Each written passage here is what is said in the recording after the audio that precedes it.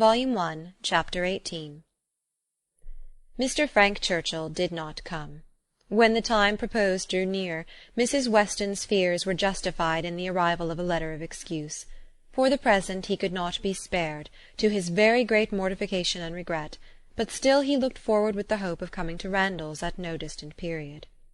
Mrs. Weston was exceedingly disappointed, much more disappointed, in fact, than her husband, though her dependence on seeing the young man had been so much more sober. But a sanguine temper, though for ever expecting more good than occurs, does not always pay for its hopes by any proportionate depression. It soon flies over the present failure, and begins to hope again. For half an hour Mr. Weston was surprised and sorry, but then he began to perceive that Frank's coming 2 or 3 months later would be a much better plan, better time of year, better weather, and that he would be able without any doubt to stay considerably longer with them than if he had come sooner. These feelings rapidly restored his comfort, while Mrs. Weston, of a more apprehensive disposition, foresaw nothing but a repetition of excuses and delays, and after all her concern for what her husband was to suffer, suffered a great deal more herself. Emma was not at this time in a state of spirits to care really about Mr. Frank Churchill's not coming, except as a disappointment at Randalls. The acquaintance at present had no charm for her. She wanted rather to be quiet and out of temptation. But still, as it was desirable that she should appear in general like her usual self, she took care to express as much interest in the circumstance, and enter as warmly into Mr. and Mrs. Weston's disappointment as might naturally belong to their friendship. She was the first to announce it to Mr. Knightley, and exclaimed quite as much as was necessary, or, being acting a part, perhaps rather more, at the conduct of the Churchills in keeping him away. She then proceeded to say a good deal more than she felt, of the advantage of such an addition to their confined society in Surrey, the pleasure of looking at somebody new, the gala day to Highbury entire, which the sight of him would have made, and ending with reflections on the Churchills again, found herself directly involved in a disagreement with Mr. Knightley, and to her great amusement perceived that she was taking the other side of the question from her real opinion, and making use of Mrs. Weston's arguments against herself. "The Churchills are very likely in fault," said Mr. Knightley coolly, "but I dare say he might come if he would." "I do not know why you should say so. He wishes exceedingly to come, but his aunt and uncle will not spare him." "I cannot believe that he has not the power of coming, if he made a point of it. It is too unlikely for me to believe it without proof." "How odd you are! What has Mr. Frank Churchill done to make you suppose him such an unnatural creature?"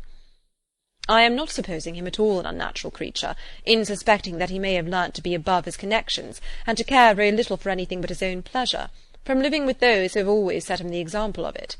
It is a great deal more natural than one could wish, that a young man, brought up by those who are proud, luxurious, and selfish, should be proud, luxurious, and selfish too. If Frank Churchill had wanted to see his father, he would have contrived it between September and January. A man at his age—what is he?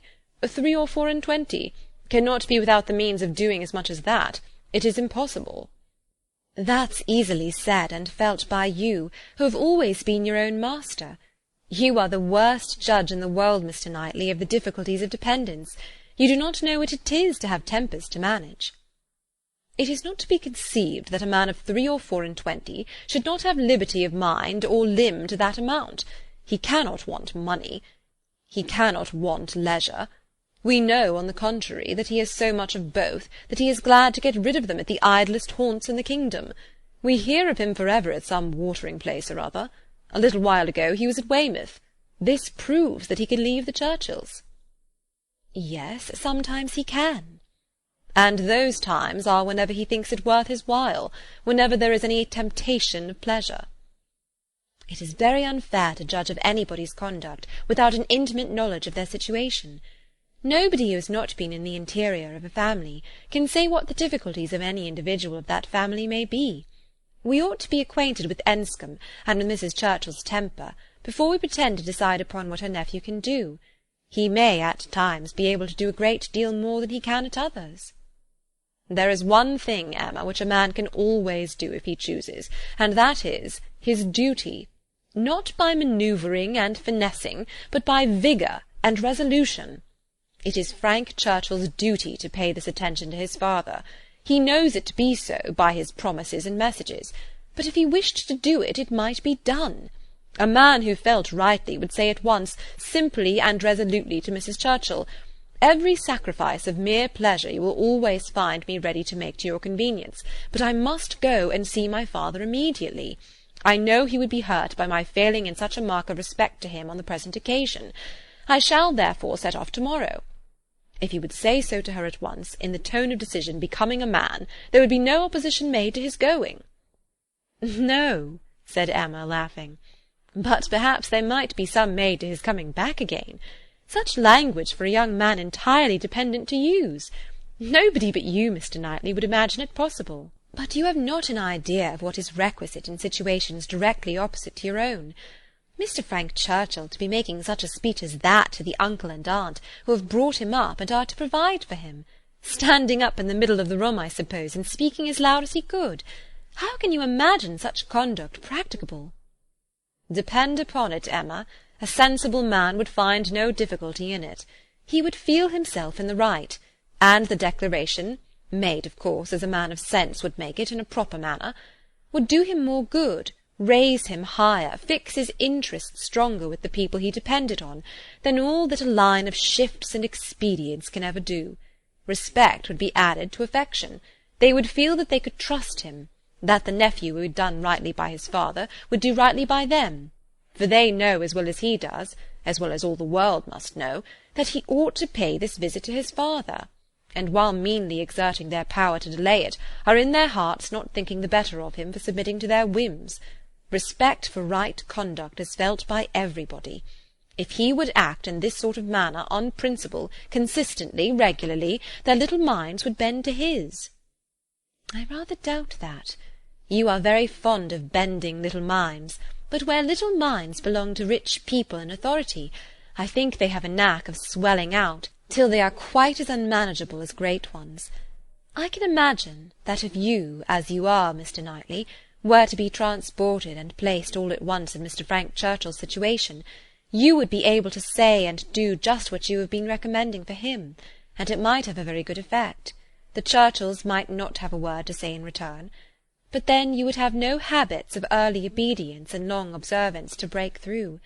To him who has, it might not be so easy to burst forth at once into perfect independence, and set all their claims on his gratitude and regard at naught. He may have as strong a sense of what would be right as you can have, without being so equal under particular circumstances to act up to it." "Then it would not be so strong a sense. If it failed to produce equal exertion, it could not be an equal conviction."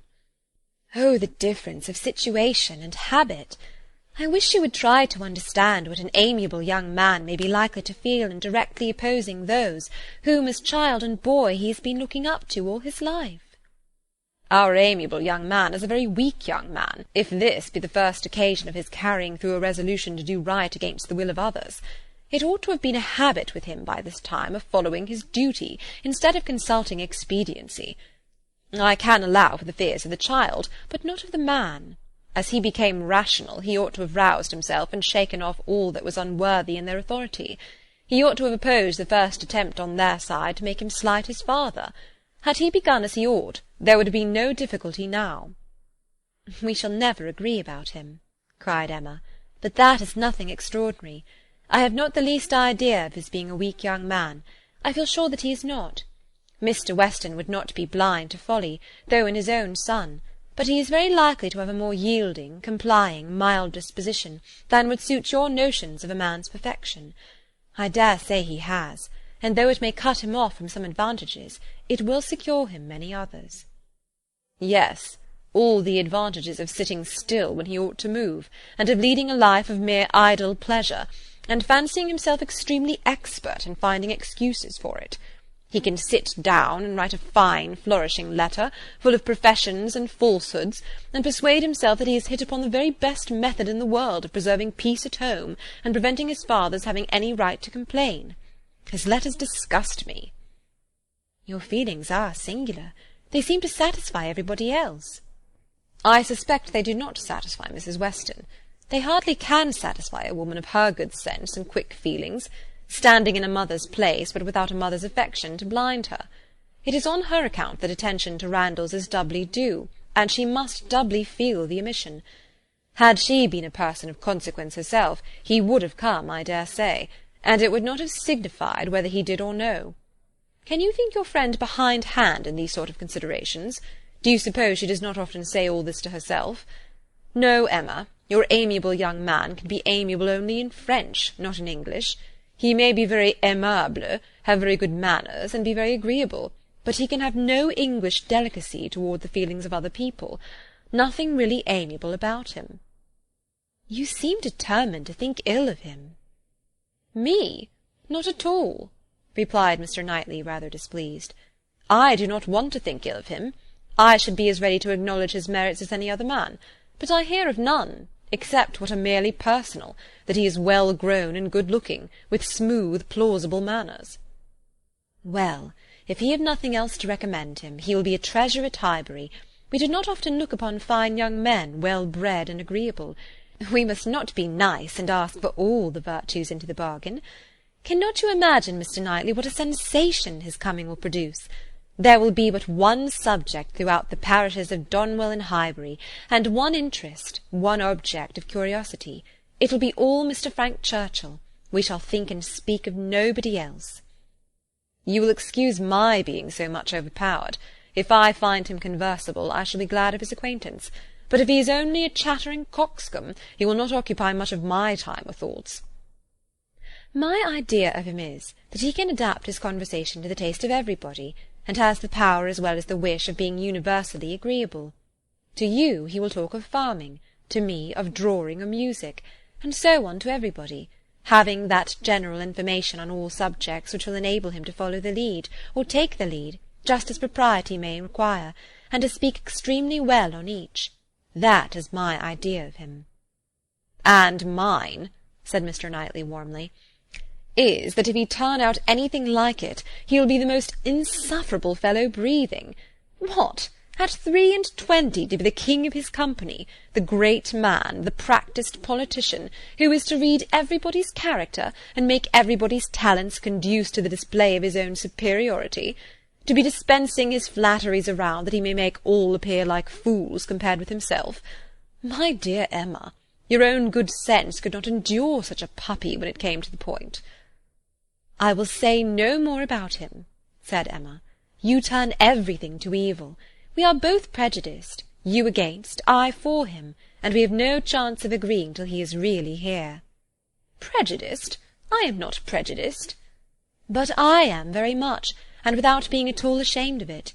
My love for Mr. and Mrs. Weston gives me a decided prejudice in his favour. He is a person whom I never think of from one month's end to another, said Mr. Knightley, with a degree of vexation, which made Emma immediately talk of something else, though she could not comprehend why he should be angry. To take a dislike to a young man, only because he appeared to be of a different disposition from himself, was unworthy the real liberality of mind which she was always used to acknowledge in him. For with all the high opinion of himself, which she had often laid to his charge, she had never before for a moment supposed it could make him unjust to the merit of another. End of Chapter 18. End of Volume 1.